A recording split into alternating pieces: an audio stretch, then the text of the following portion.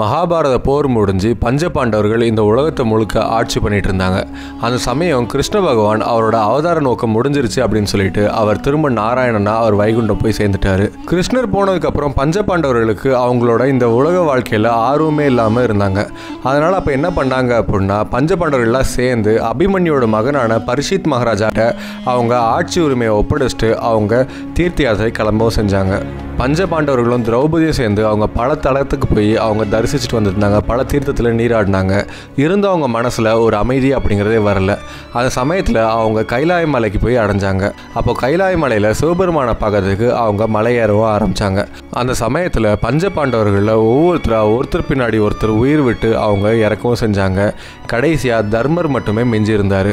அவர் மலை ஏறிட்டே இருந்தார். அவர் கூட ஒரு நாயும் சேர்ந்து ஏறிட்டு இருந்துச்சு. அந்த சமயத்தில் சொர்க்கத்தில் இருக்கக்கூடிய தேவேந்திரன் வந்து தர்மராஜர் முன்னாடி வந்து நிற்கிறாரு. அப்போ அவர் சொல்கிறாரு, தர்மராஜரே, உங்களோட தம்பிகளும் சரி உங்களோட மனைவியும் சரி எல்லாருமே சொர்க்கத்தை வந்து அடைஞ்சிட்டாங்க. நீங்கள் சொர்க்கத்துக்கு உடலோடு வரீங்களா இல்லை நீங்கள் உடலை விட்டுட்டு வரீங்களா அப்படின்னு கேட்குறாங்க. தர்மராஜர் எதுவுமே பேசாமல் தேவேந்திரனோட விமானத்தில் ஏறதுக்காக போகிறாரு. தேவேந்திரனோட விமானத்தில் தர்மராஜர் ஏறினதுக்கப்புறம் அவர் கூடவே வந்த நாயும் அவரோட ஏறுறதுக்காக முயற்சி பண்ணுது. அந்த சமயத்தில் தேவேந்திரன் வந்து அந்த நாயை தடுத்து விடுறாரு. அதை பார்த்து ரொம்ப வருத்தம் அடைஞ்ச தர்மராஜன் வந்து தேவேந்திரனை பார்த்து சொல்கிறாரு, நான் சொர்க்கத்துக்கு வரணும் அப்படின்னா இந்த நாயை என் கூட வரணும் அப்படின்னு சொல்கிறாங்க. தர்மராஜர் தான் கூட வந்த நாயை பார்த்து இறக்கப்பட்ட சமயத்தில் அந்த நாய் வந்து மறைஞ்சு போய் அந்த இடத்துல யம தர்மராஜர் காட்சி கொடுக்குறாரு. அப்போ தர்மராஜனை பார்த்து வாழ்த்திட்டு, நீ வந்து நிறையா புண்ணியங்கள் செஞ்சிருக்க, அதனால் நீ சொர்க்கத்துக்கும் உடலோடய போக முடியும் அப்படின்னு சொல்லி அவர் சொல்கிறாரு.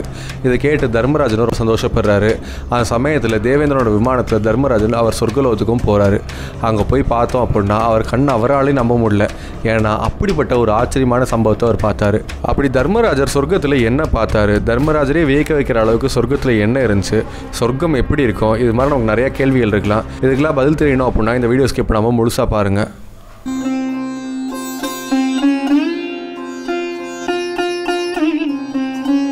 இந்திரதேவனோட விமானத்தில் ஏறி தர்மராஜர் சொர்க்கலோகத்தை வந்து அடைகிறாரு. அந்த சமயத்தில் சொர்க்கலோகத்தில் அவர் ஒரு ஆச்சரியமான விஷயத்தை பார்க்குறாரு. என்ன அப்படின்னா, விலை உயர்ந்த ஒரு ஆசனத்தில் துரியோதனன் அங்கே உட்காந்து ஆட்சி பண்ணிட்டு இருக்கிற மாதிரி பார்க்குறாரு. அந்த சமயத்தில் துரியோதனோட முகத்தில் அதீதமான பிரகாசத்தோட பயங்கர தேஜஸோடு இருக்கார். அவர் சுற்றி வீரலட்சுமிகள் குடிகொண்டு இருக்காங்க. இதை பார்த்த உடனே தர்மராஜனால் ஏற்றுக்கவே முடியல. துரியோதனன் பூலோகத்தில் அவன் பண்ண பாவங்கள் கணக்கில் தான் இருக்கா, அவன் பண்ண அநியாயங்கள் சொல்ல தான் முடியும். இப்படி பாவங்களும் அநியாயங்களின் குற்றங்களை பண்ண துரியோதனன் எப்படி இந்த இடத்துல வந்து சிம்மாசனத்தில் உட்காந்து அவர் அரசாட்சி பண்ண முடியும் அப்படின்னு சொல்லி அவர் யோசிக்கிறாரு. துரியோதனோட முகத்தை பார்க்க தர்மராஜனுக்கு அவன் பூலோகத்தில் பண்ண பாவம் தான் ஞாபகம் வருது. இவ்வளோ பாவங்கள் பண்ண துரியோதனன் இருக்கிற இடத்துல என்னால் இருக்க முடியாது அப்படின்னு சொல்லி தர்மராஜன் சொல்கிறாரு. அந்த சமயத்தில் தர்மராஜன் ரொம்ப வேண்டி கேட்குறாரு, என்னோட தம்பிகள் எங்கே இருக்காங்களோ அங்கே இடத்துக்கே என்னை அழைச்சிட்டு போயிடுங்க, என் தம்பிகள் கூடவே நான் இருக்கேன் அப்படின்னு சொல்லி சொல்கிறாரு. தர்மராஜர் சொன்ன கேட்ட உடனே தேவேந்திரன் வந்து பஞ்ச பாண்டவர்கள் எங்கே இருக்காங்களோ அங்கே அழைச்சிட்டு போகிறேன் அப்படின்னு சொல்லிட்டு தர்மராஜனை அழைச்சிட்டு போகிறாரு. அந்த சமயத்தில் நாரத முனிவர் அங்கே வராரு. தர்மராஜன் ரொம்ப மனசு உடஞ்சி போயிருக்கிறத பார்த்தோம். துரியோதனனை பார்த்து அவர் ரொம்ப கவலையாக இருக்கிறத பார்த்தோம். அவர் சமாதானம் சொல்லவும் ஆரம்பித்தார். அந்த சமயத்தில் நாரத முனிவர் வந்து தர்மராஜனை பார்த்து சொல்கிறாரு, இது வந்து சொர்க்கலோகம். சொர்க்கலோகத்தில் விரோதம் அப்படிங்கிறது இருக்காது. இங்கே பொறாமை அப்படிங்கிற பேச்சுக்கே இடம் கிடையாது. யாருமே கோவப்பட மாட்டாங்க. இது எல்லாமே பூலோகத்தில் மட்டும்தான் நடக்கும், சொர்க்கத்தில் நடக்காது. அதனால் நீங்கள் சொர்க்கலோகத்துக்கு வந்துட்டீங்க. நீங்கள் சொர்க்கத்துக்கு வந்ததுக்கப்புறம் இந்த மாதிரி அற்பமான குணங்களை பற்றி நீங்கள் யோசிச்சு பார்க்கக்கூடாது. துரியோதனன் கெட்டவன், அவன் நிறையா குற்றங்கள் பண்ணியிருக்கான். இருந்தாலும் அவன் சொர்க்கலோகத்தில் ரொம்ப சந்தோஷமாக இருக்காரு. அவர் அரசாட்சி பண்ணுற மாதிரி சிம்மாசனத்தில் உட்காந்துருக்காருன்ற பார்த்து நீங்கள் ரொம்ப வருத்தப்படுறீங்க. என் துரியோதனன் என்ன தான் கெட்டவனாக இருந்தாலும் அவர் அரச தர்மத்தின் படி தான் அரசாட்சி பண்ணிட்டு இருந்தார்.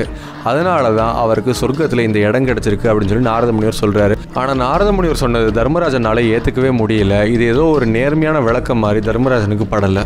இப்படி தர்மராஜர் நாரதர் கூட பேசிகிட்டு இருந்த சமயத்தில் தேவர்கள்லாம் வந்து தர்மராஜனை பார்த்து வணங்கிட்டு தர்மராஜனை அவங்க தம்பிகள் இருக்கக்கூடிய இடத்துக்கு அழைச்சிட்டு போகிறதுக்காக வந்தாங்க. அப்போ தர்மராஜன் அந்த தேவரோட சேர்ந்து அவங்க தம்பிகள் இருக்கிற இடத்துக்கு அவர் போகிறாரு. அவர் போகிற வழியை பார்க்குறப்போ ரொம்ப கொடூரமாக இருந்துச்சு.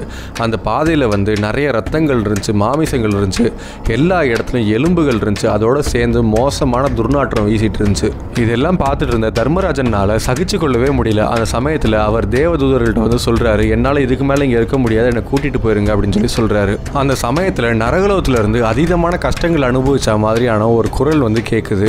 நாங்கள் நரகலோகத்தில் ரொம்ப கஷ்டப்படுறோம், நீங்கள் இந்த இடத்துல கொஞ்சம் நேரம் நின்றுட்டு இருந்ததுனால எங்களோட துன்பம் அப்படிங்கிறது கொஞ்ச நேரத்துக்கு குறைஞ்சிருக்கு அப்படின்னு சொல்லி சொல்கிறாங்க. அந்த சமயத்தில் தர்மராஜனுக்கு ஒரே ஆச்சரியமாக இருக்குது. அப்போ தர்மராஜன் வந்து திரும்ப கேட்குறாரு, நீங்கள்லாம் இந்த நரகலோகத்தில் வந்து கஷ்டப்படுறதுக்கு காரணம் என்ன, நீங்கள்லாம் யார் அப்படின்னு சொல்லி கேட்குறாரு. அந்த சமயத்தில் அதீதமான துன்பப்பட்ட ஒரு குரலில் நான் தான் கர்ணன் அப்படின்னு சொல்லி ஒரு சத்தம் கேட்குது. இன்னொரு குரலில் அண்ணா நான் தான் பீமன் அப்படின்னு சொல்லி சொல்கிறாங்க. இன்னொரு குரலில் பார்த்தோம் அப்படின்னா அண்ணா நான் தான் அர்ஜுனன் அப்படின்னு சொல்லி சொல்கிறாங்க. இன்னொரு குரலில் பார்த்தோம் அப்படின்னா அண்ணா நான் தான் நகுலன் அப்படின்னு சொல்லி சொல்கிறாங்க.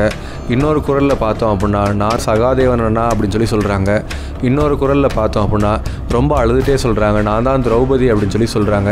இதை கேட்ட உடனே தர்மராஜன் மிகப்பெரிய அதிர்ச்சி கொள்கிறாரு. அந்த சமயத்தில் அவர் யோசிக்கிறார், மிகப்பெரிய பாவங்களும் குற்றங்களும் செஞ்ச துரியோதனன் வந்து சொர்க்கலோகத்தில் சிம்மாசனத்தில் உட்காந்து சந்தோஷமாக இருக்காங்க. ஆனால் நல்ல குணங்கள் பொருந்தியவங்களும் என் தம்பிகளும் வந்து நரகலோகத்தில் இருந்து இவ்வளோ கஷ்டப்படுறாங்க, இது எனக்கு மிகப்பெரிய சோதனையாக இருக்குது அப்படின்னு சொல்லி அவர் ரொம்ப வருத்தப்படுறாரு. அந்த சமயத்தில் அவர் தேவதூர்களை பார்த்து சொல்கிறாரு, என் தம்பிகள் எங்கேருந்து கஷ்டப்படுறாங்களோ நானும் அங்கேயே இருக்கேன் அப்படின்னு சொல்லி சொல்கிறாரு. இப்படி தர்மராஜன் சொர்க்கத்திலையும் நரகத்திலையும் பார்த்த காட்சி எல்லாமே வந்து ஒரு முகூர்த்த நேரத்துக்குள்ளே அவர் பார்த்து முடித்தார்.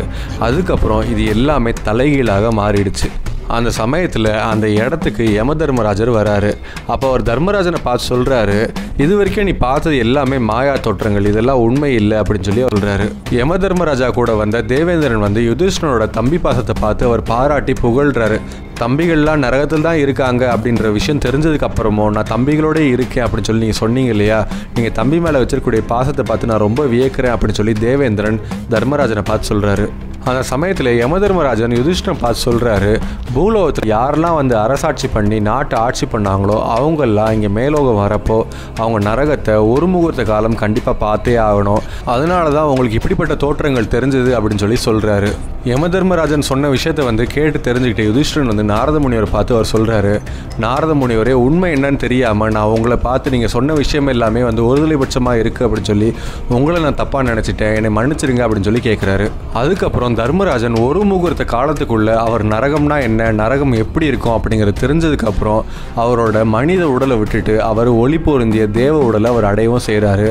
அந்த தேவ உடலோட வந்து அவர் சொர்க்கலோகத்துக்கு போகவும் செய்கிறாரு. பஞ்சபாண்டவர்களில் மூத்தவராக இருக்கக்கூடிய தர்மராஜன் வந்து வாழ்ந்த காலத்தில் அவர் நிறைய தர்ம காரியங்கள் பண்ணியிருக்காரு.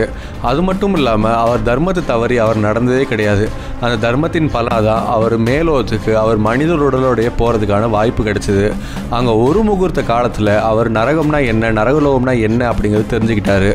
அதுக்கப்புறம் அவர் மனித உடலை விட்டுட்டு அவர் தேவ உடல் அடைஞ்சு சொர்க்கத்துக்கு போனார். இப்படி தர்மராஜன் சொர்க்கத்தை பற்றியும் நரகத்தை பற்றியும் பார்த்த விஷயத்தை பற்றி நீங்கள் என்ன நினைக்கிறீங்க அப்படிங்கிறது கமெண்ட்டில் சொல்லுங்கள். இந்த வீடியோ பிடிச்சிருந்துச்சுன்னா ஒரு லைக்கை போடுங்க. இந்த வீடியோ உங்கள் ஃப்ரெண்ட்ஸ் அண்ட் ஃபேமிலி ஷேர் பண்ணுங்கள். இந்த வீடியோ பார்த்துட்டு நீங்கள் இன்னும் நம்ம ஏல் சேனலை சப்ஸ்கிரைப் பண்ணல அப்படின்னா உடனே சப்ஸ்கிரைப் பண்ணுங்கள். கூடவே அந்த நோட்டிஃபிகேஷன் பெல் பட்டனை கிளிக் பண்ணிங்க அப்படின்னா நாங்கள் போடுற வீடியோஸ் எல்லாமே உங்களுக்கு உடனுக்குடன் நோட்டிஃபிகேஷன்ஸாக வரும்.